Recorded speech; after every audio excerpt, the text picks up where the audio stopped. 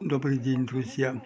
Вот мы смотрим программу на ТВ-24.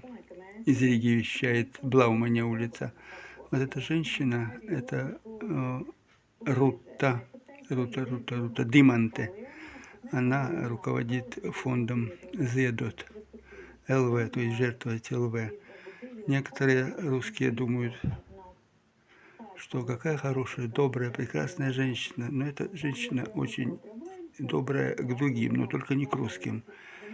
Она с удовольствием собирала средства под ее руководством, с ее благословения, на снос памятникам освободителям Латвии в Пардаугаве.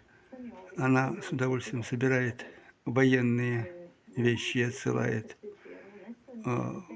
туда, где происходит конфликт Украины с Россией.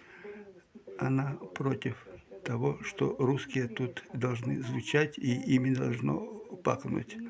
Ну так, по ее многим высказываниям, в том числе и здесь.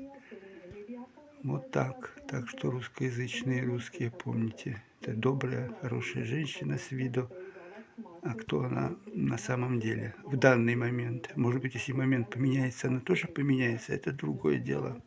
А пока она такая, очень глубокая, как говорится, вот сверху у нее собирать больным, убогим, а плюс еще с удовольствием уничтожать русскую Латвию